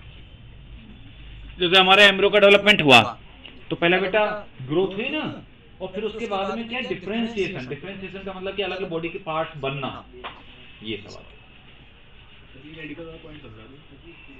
रेडिकल बेटा रेडिकल जो होता है वो तो बनाता है रूट।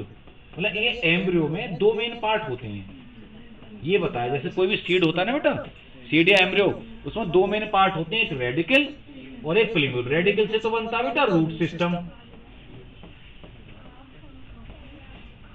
या आप ये कहो कि ये एम्ब्रियो की रूट बोली जाती है, एम्ब्रियोनिक रूट। और जो प्लीम्यूल होता है ना बेटा, इससे बनता है सूट सिस्टम।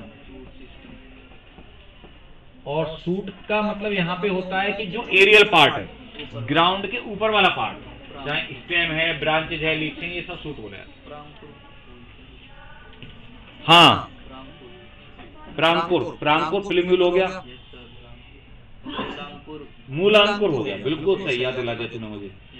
मूलांकुर हो गया रेडिकल बेटा, मूलांकुर। ठीक है, तो देखिए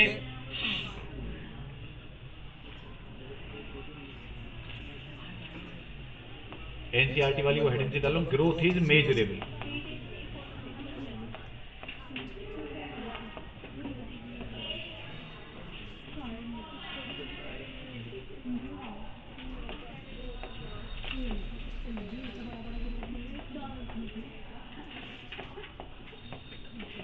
या फिर आप बोलें ग्रोथ पैरामीटर। जैसे कि हम बात कर रहे थे पीछे कि ग्रोथ है ना, वैसे तो देखो दो ही बातें थी कि नंबर ऑफ सेल का बढ़ना या सेल का साइज का बढ़ना, इनकी वजह से ही ग्रोथ है, मैंने बताया था। लेकिन अब आप यहाँ पे अब इन्हीं से बन के ही बहुत सारी बातें बन गई हैं कि नंबर ऑफ सेल बढ़ना किसी प्लांट में, सेल का या प्लांट का साइज बढ़ना, प्लांट की लेंथ बढ़ना, किसी ऑर्गन की सरफेस एरिया बढ़ना। लेकिन सरफेस एरिया बढ़ना या लेंथ बढ़ रही है, वो भी तो सेल डिवीजन से बढ़ रही है। जब सेल बढ़ रही है तभी तो बढ़ रही है ना, तो मतलब है तो नहीं दोनों बातों पर बेस्ड। तो वो 4 पैरामीटर, उनके 4 एग्जाम्पल एनसीईआरटी में गिवन है, जो आपको याद रखनी है क्वेश्चन से।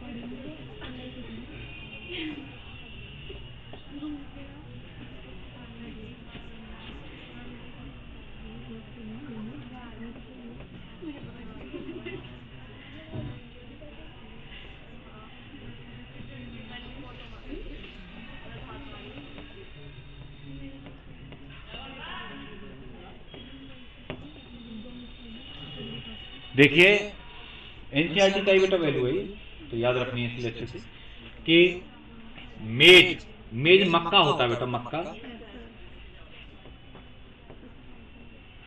मक्का की रोटी खाते भी हो गया आप कभी कभी, सरसों वो साग जो होता है पूरा, पंजाब में तो बहुत फेमस होता है मक्का की रोटी, सरसों की रोटी।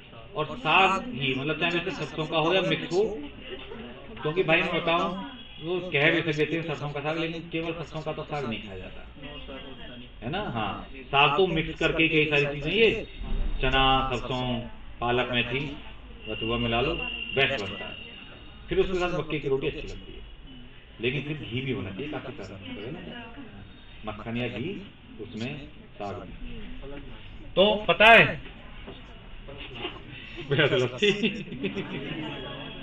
तो सुनो, तो बेटा ये इसका बॉटेनिकल नेम होता है जियामेज, ये, और MAIZE मेज ये इसका नॉर्मल इंग्लिश का नाम है मक्का का।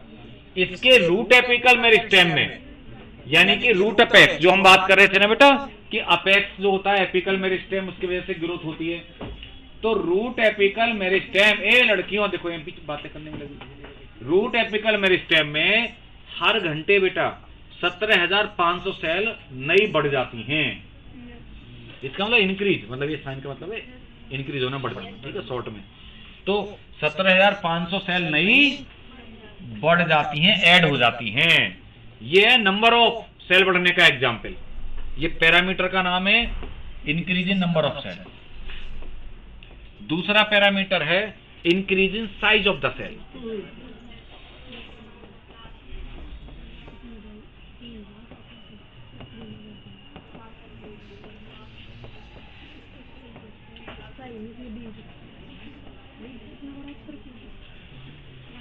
देखिए मतलब पर्टिकुलर जो सेल है, जैसे एक सेल देखना ये है, जुवेनाइल मतलब बच्चे में, जुवेनाइल मतलब बच्चे में, उस स्टेज में जुवेनाइल स्टेज, और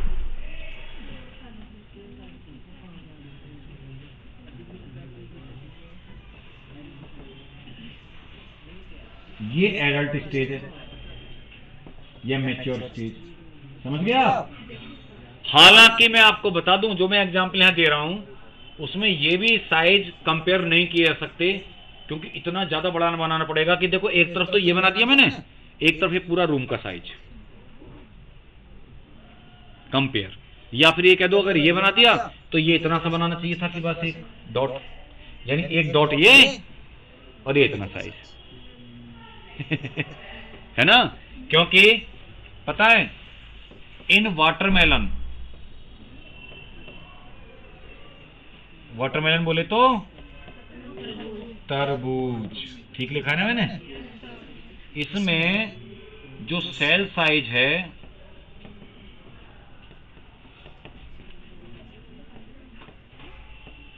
3.5 लाख, 3.5 लाख गुना, 3.5 लाख। तभी तो बोला था कि इसके ये भी नहीं बैठेगा और ज्यादा ही होगा, है ना बेटा। एक डॉट मान लो, 3.5 लाख गुना from juvenile to adult stage.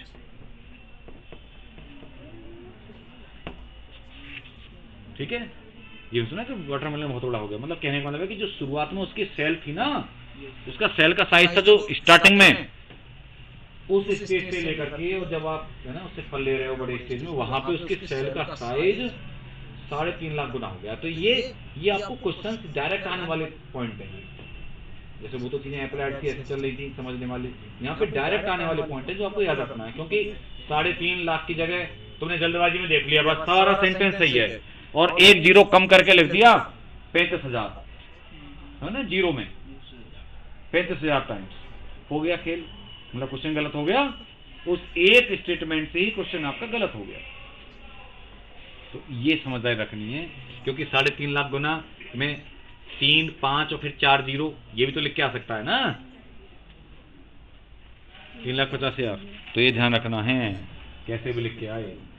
या फिर क्या कर देंगे 3.5 मिलियन टाइम्स, तो गलत हो गया, वो तो 35 लाख हो गया। मिलियन 10 लाख का एक होता है। ये दो वैल्यू हैं खास तौर पे, यहाँ पे 2 और पैरामीटर दिए लेकिन उनमें वैल्यू कुछ नहीं दी, उन्हें ऐसे बता दी। नोट कर ली बात। तो तुम लोगों को जैसे मैंने बताया था, तो कुछ किसी ने मतलब कुछ वो किया, अपनी स्टाइल में चेंज लाना शुरू किया, मतलब अपना जो शेड्यूल है सोने जागने का, तैयारी करने का, कुछ कुछ किया, थोड़ा सा किया था पक्का, या कुछ पहले से ही था किसी का शेड्यूल सही?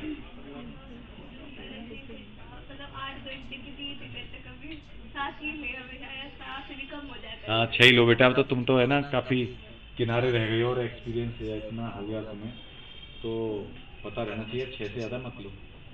फिर बीमार तबीयत खराब हो जाए तो बात अलग है। दूसरा मैंने एक बात तो बताई थी कि तीनों सब्जेक्ट को पढ़ो डेली कम ज्यादा। उससे ही है ना बेटा, क्योंकि अगर आप 2-3 दिन किसी एक सब्जेक्ट को नहीं पढ़ोगे ना तो वो फिर दोबारा से रिवाइज करना पड़ेगा डिटेल में, टॉपिक एकदम कनेक्शन हट जाता है इसीलिए। और मैंने कल तुम्हें जो बातें, क्योंकि वो तुम्हारा रेस्पिरेशन काफी दिन पहले का हुआ पड़ा था, तो इसलिए उससे कनेक्ट करने के लिए मैंने सारी बातें बताई कि चलो हम पे क्लास की कोई वो नहीं थी टेंशन, क्लास हमारे पास थी ही, वो तो तब होती है कि जब जल्दी खत्म करना है कुछ ऐसा करना, इसीलिए वो रिवाइज दे पा रहा था। तो देखिए नेक्स्ट बढ़ते हैं। इस स्टेज में अगर एक ह्यूमन को देखा जाए जो स्टेज तो वो कितने लाइफ टाइम बड़ा होगा? बेटा ये तो मैं नहीं कह सकता, मेरे को इस पीएचडी थोड़ी की है, मतलब ये अलग अलग की कंडीशन है, क्योंकि मैंने एक बात बोली तुम भूल गए। देखिए हमारी सेल का साइज नॉर्मली सेम रहता है, हमारी, मैंने क्या बताया था, जब हम छोटे हैं, जैसे एक छोटा बच्चा है बेटा 10 किलो का, उस समय उसमें मान लो 1 मिलियन सेल है ना, अब वो 80 किलो का हो गया तो उसमें 10 मिलियन सेल है, अब वो 80 मिलियन सेल हो गई। मैंने क्या बताया था तुम भूल गए कि हमारे साइज के अकॉर्डिंग हमारे नंबर ऑफ सेल बढ़ती हैं। एनिमल्स में देखने को मिलता है नॉर्मली कि सेल का साइज तो वही रहता है, ये कंसेप्ट भी था बेटा, मैं डिटेल में नहीं जा रहा, यूटेल ये कंसेप्ट था कि सेल्स का साइज सिमिलर होता है, एनिमल्स में देखने को मिला था। तो ये रिसर्च बताती हैं ये तो, अब कल को कोई रिसर्च निकल आई कि इस टाइप की सेल का साइज बड़ा था या इतना हो गया तो वो भी सही माना जाएगा। भाई हम लोग तो जो पड़ी हुई बात है, अब ये होता ना ये नहीं लिखा होता तो मैं क्या ये बोलता कि 3.5 लाख में अपने आप ही कैसे बोल देते यार कि 3.5 लाख गुना बड़ा होगा, तो रिसर्च हुई होगी। तो ये सब डिपेंड करता है रिसर्च पे। अभी तक जो बात है वो ये है कि हमारी सेल्स का साइज नहीं बढ़ता, नंबर बढ़ता है ना, सेल जो है उसका नंबर बढ़ता है। आप देखते हो, देखो इवन जब एम्ब्रियो का डिवीजन वो होता है ना, जायगोट का डिवीजन, तुमने ह्यूमन रिप्रोडक्शन पढ़ा था, ए छोटी ह्यूमन रिप्रोडक्शन आपने पढ़ा था ना, तो एम्ब्रियो का वो डिवीजन आपने जायगोट का पढ़ा था, तो आप तो ये और पढ़ते हो कि जैसे जैसे डिवीजन बढ़ता है और सेल का साइज तो छोटा होता है, नंबर बढ़ता है। ब्लास्टोमियर साइज भी छोटे होते हैं शुरू में, क्योंकि साइज तो उतना ही रहता है उसका ओवरऑल एम्ब्रियो का। अरे ह्यूमन रिप्रोडक्शन पढ़ा होगा, ब्लास्टोसिस्ट स्टेज तक उसका सेम साइज ही रहता है, और नंबर ऑफ सेल बढ़ रही हैं 2 से 4, 4 से 8, तो बेटा उतनी ही जगह में जब सेल बढ़ रही हैं इसका मतलब सेल का साइज कम होता जा रहा है। जा रहा है भाग दे तो ठीक है, तो ध्यान रखना ब्लास्टोसिस्ट तक मैंने बताया था, और वो आपको सर ने पढ़ाया होगा, सर ने मैडम ने जिसने पढ़ाया हो, कि जब ब्लास्टोसिस्ट बन जाता है ना बेटा तब वो अटैच हो जाता है एंडोमेट्रियम से, तब उसे न्यूट्रिशन मिलना शुरू हो गया, अब उसका एम्ब्रियो का साइज बढ़ना शुरू हो गया। ये होता है, उस पर भी क्वेश्चन बन के आ जाता है। डीएनए का अमाउंट बढ़ता रहता है ब्लास्टोसिस्ट तक, मोरुला ब्लास्टुला ये ना स्टेज में, लेकिन नंबर ऑफ सेल्स का नंबर भी बढ़ता रहता है, लेकिन सेल का साइज कम होता रहता है। तो ये उतनी जगह में ज्यादा सेल आएंगी तो छोटी छोटी आएंगी। खैर, तो आगे बढ़ रहे थे हम, देखिए एक हम बात कर रहे थे कि लेंथ में इंक्रीज इन लेंथ,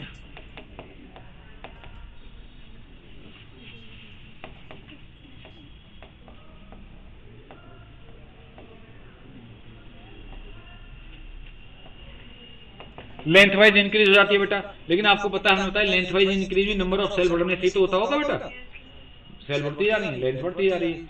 तो जैसे पॉलन ट्यूब की ग्रोथ, इसमें एग्जांपल लेते हैं पॉलन ट्यूब ग्रोथ।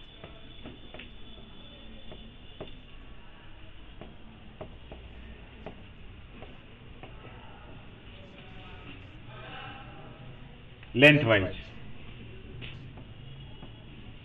और एक क्या कहेंगे हम बेटा, इंक्रीज इन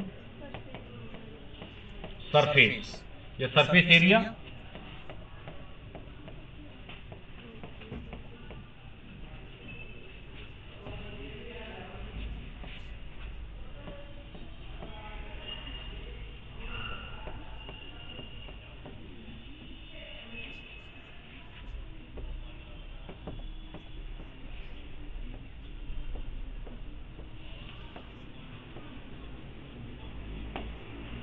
ये एप्स बना दिया स्टाइल में क्या थोड़ा ज्यादा।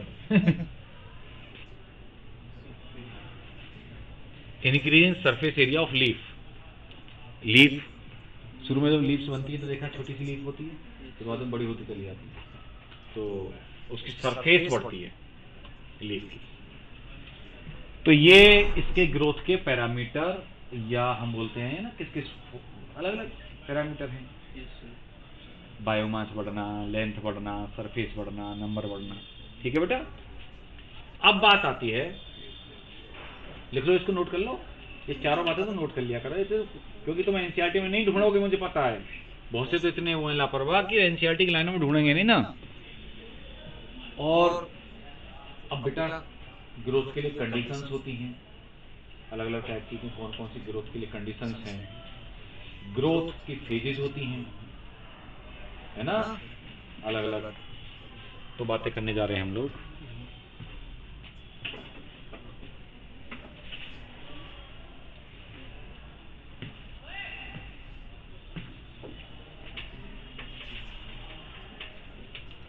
सबसे अच्छा मौसम पढ़ाई के लिए अभी का है, ये जो मौसम चल रहा है ना तो ठंडे ज़्यादा और थोड़ा निकल भी गया, मतलब मौसम बिल्कुल, और कड़ाके ठंडी भी नहीं है कि बिल्कुल रजाई से नहीं निकला जाए, और बेटा वो गर्मी भी नहीं है, नहीं तो स्वेटिंग होती रहती, पसीना आता रहता, पढ़ने का मन नहीं करता, पढ़ाने का मन करता। यहाँ खड़े होकर भी पढ़ाना इसमें बड़ा सही मौसम हो गया। नहीं लिख लेना बेटा।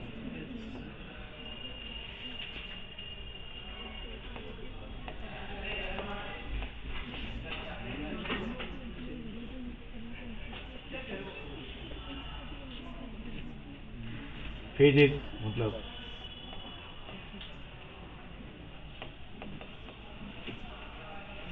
देखिए, एक बात आपको याद होगी, जब आप स्टार्टिंग में एनाटॉमी में या मॉर्फोलॉजी में पढ़ते हैं, जैसे रूट का वो पढ़ते हो ना, याद है थोड़ा सा,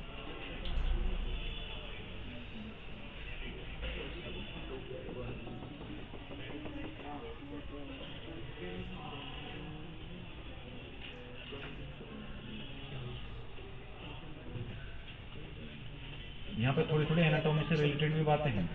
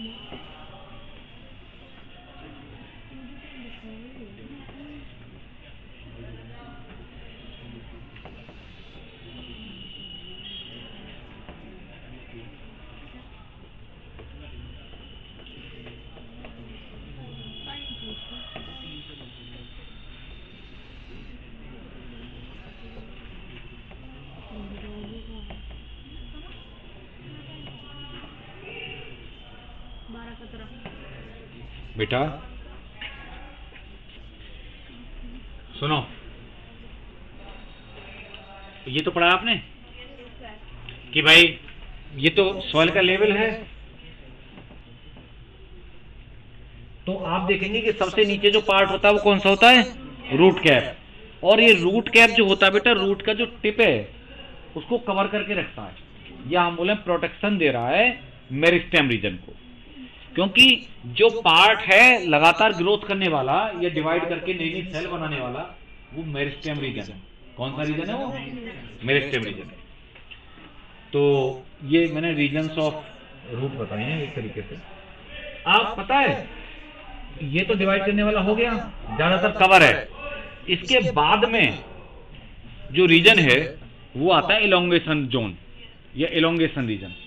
इसमें क्या है कि ये वाला तो डिवाइड कर करके सेल ऐड करता है ना, तो ऐड किसमें करता जाता है, पीछे वाले इलोंगेशन जोन में, तो इलोंगेशन रीजन हो जाता है। और फिर उसके बाद में जो सबसे लास्ट में, लास्ट बोले तो आप जानते हैं, लास्ट बोले तो सॉइल की तरफ, मतलब जमीन की लेवल की तरफ, क्योंकि ये तो नीचे से बात आ रही है ना, है ना। तो इधर जो लास्ट वाला जो रीजन होता है, हाँ एक चीज और ध्यान रखना है इसमें हमेशा कि ये तो बेस है बेटा, यहाँ पे क्या है और ये अपेक्स है, यही तो होता है, नीचे की तरफ अपेक्स होता है। तो ऊपर सबसे बात नहीं रहे, बेस की तरफ इधर मेरिस्टेमेटिक रीजन आता है, सॉरी मैच्योरेशन, और मैच्योरेशन रीजन में या मैच्योरेशन जोन में रूट हेयर पाए जाते हैं। रूट हेयर नॉर्मली एक ही सेल के होते हैं, चाहे कितने भी लंबे दिख रहे हो आपको, यूनिसेलुलर में, इसीलिए बीच में ऐसे कट या सेप्टम नहीं बनाई मैंने। हाँ ट्राइकोम मल्टीसेलर होते हैं ना बेटा, जो स्टेम के हेयर होते हैं ना उनमें सेप्टा होते हैं, नहीं वो मल्टीसेलर होते हैं। ये पॉइंट बहुत अच्छा होता है, स्टेम के हेयर होते हैं वो मल्टीसेलर, और रूट के चाहे कितने बड़े हो, चाहे वो ट्राइकोम से बड़े हो जाएं, तब भी वो यूनिसेलर।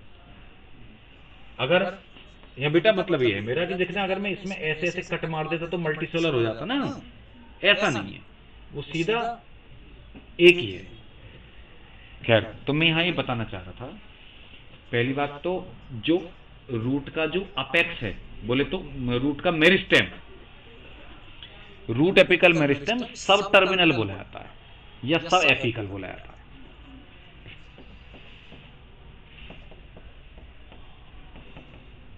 सब टर्मिनल और सब एपिकल,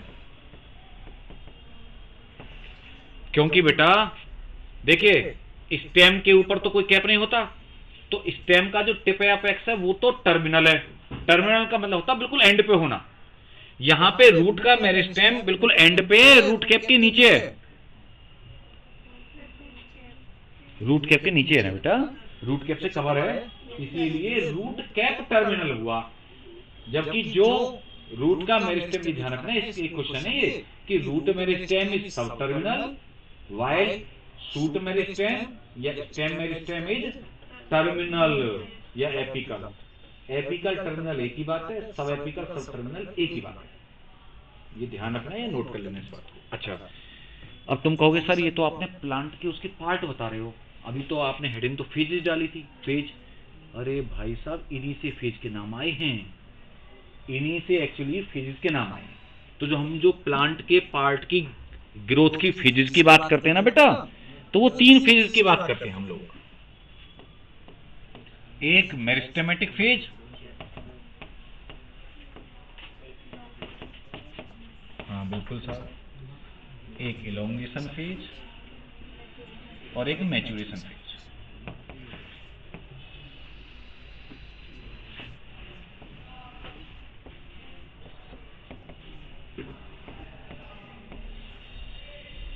ठीक है, तो देखिए इन्हीं नामों से मतलब बने हैं ये वो थे पार्ट थे, जोन थे। अब इनके कैरेक्टर हैं कुछ, तो उनको भी ज्यादा रटने के चक्कर में मतलब समझ लें। देखो मेरिस्टेमेटिक फेज, एक्चुअली में मेरिस्टेम वो पार्ट होता है प्लांट का जो लगातार डिवाइड करता रहता है, लगातार डिवीजन बिना थके रुके बेटा। तो मेरिस्टेमेटिक फेज में जो सेल्स हैं ना, जो सेल इस मेरिस्टेमेटिक पार्ट में या मेरिस्टेमेटिक फेज में है, ध्यान सुनना, उनमें पहले तो आप खुद सोचो, अगर डिवाइड कर रही हैं लगातार तो उनमें वेल डेवलप्ड न्यूक्लियस होना चाहिए नहीं होना चाहिए, है ना? यानी कि इनमें वेल डेवलप्ड या फिर लिखा होता है प्रोमिनेंट एंड कॉन्स्पिकुअस न्यूक्लियाई।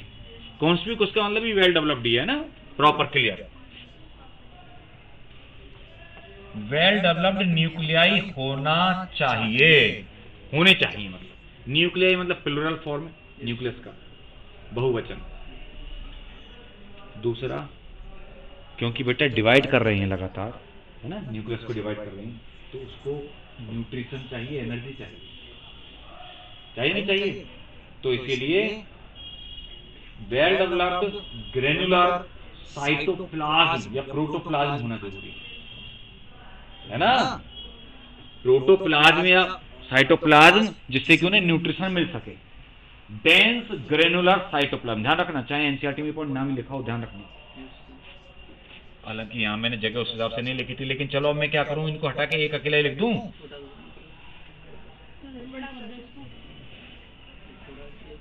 नहीं बड़ा रहने दो, अभी इसको एक काम करते हैं ना, इनको अभी हटा देते हैं, वो तो 3 दिखा दी ना हमने। मैं इसके पॉइंट लिखना चाह रहा हूँ, देखो तो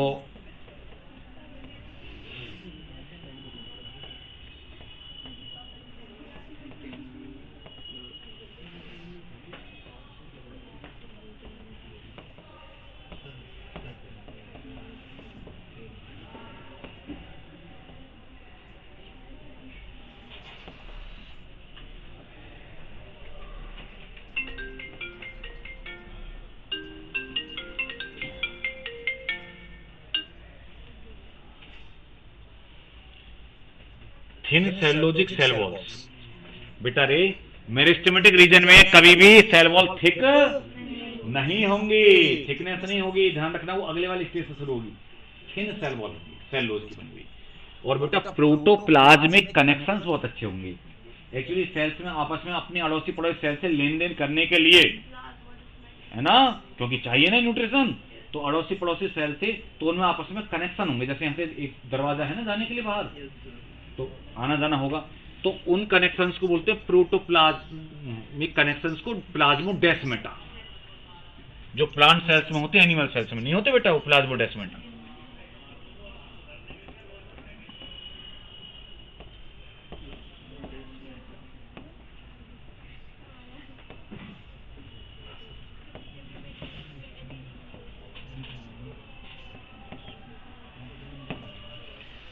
तो समझे आप बात को? ये 4 मेन पॉइंट हैं। बस और 2-3 मिनट की ये स्टेज बता देते हैं बस आपको। बता बेटा कौन सी बात? देख, पहली बात तो ये है कि ध्यान सुनना सभी लोग, क्योंकि ये इसी स्टेज की बात ज्यादा है जो करेक्टर, बाकियों में इतनी बात नहीं है। मैं बता रहा था कि उसको रटने के बजाय ये सोचो कि अगर सेल डिवाइड करती है लगातार, है ना, कोई पार्ट है जिसकी सेल को लगातार डिवाइड कर रहा है, तो उनमें न्यूक्लियस होना जरूरी है, क्योंकि डिवाइड बिना न्यूक्लियस को डिवाइड नहीं कर सकते ना। न्यूक्लियस को डिवाइड करके पहले न्यूक्लियस डिवीजन होगा, फिर साइटोप्लाज्म पर डिवीजन होगा, है ना। तो न्यूक्लियस वेल डेवलप्ड होने चाहिए, नहीं तो अगर इमेच्योर न्यूक्लियस होगा डिवाइड ही नहीं करेगी सेल भाई, ठीक है। दूसरी बात, उसके मैंने बताया क्या वो दिमाग में क्या जाना चाहिए आपके, कोई डिवीजन होगा तो उसको खाना पीना भी तो चाहिए, उसको न्यूट्रिशन चाहिए, उसको एटीपी एनर्जी चाहिए, तो उसके लिए डेंस ग्रेनुलर साइटोप्लाज्म होना मांगता है ना, ठीक है। अच्छा, डेंस ग्रेनुलर साइटोप्लाज्म होना मांगता है, तो उसका मतलब अड़ोसी पड़ोसी से उसका कनेक्शन भी तो मांगता है ना। यानी कि प्रोटोप्लाज्मिक कनेक्शंस ज्यादा से ज्यादा होने चाहिए प्लाज्मोडेस्माटा, मतलब तीनों कनेक्टेड है, तीनों पॉइंट है ना। और बेटा थिन सेल वॉल होती हैं, क्योंकि चक्कर क्या है कि अभी वो शुरुआत में नई सेल्स हैं, अभी उनमें मॉडिफिकेशंस नहीं हुए, ठीक है। अच्छा, और वैक्यूलेशन नहीं होता अभी कोई नहीं, अभी कोई, क्योंकि वो फालतू के काम है ना, वो स्टोरेज करने वाले, तो नो वैक्यूलेशन।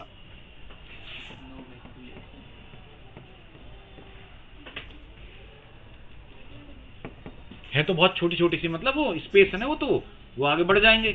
अब जैसे ही कौन सी फेज आएगी, इलॉन्गेशन फेज, तो अपनी एनसीईआरटी में भी देखना, इलॉन्गेशन फेज आएगी तो पता है एक तो वैक्यूलेशन बढ़ने लगेगा।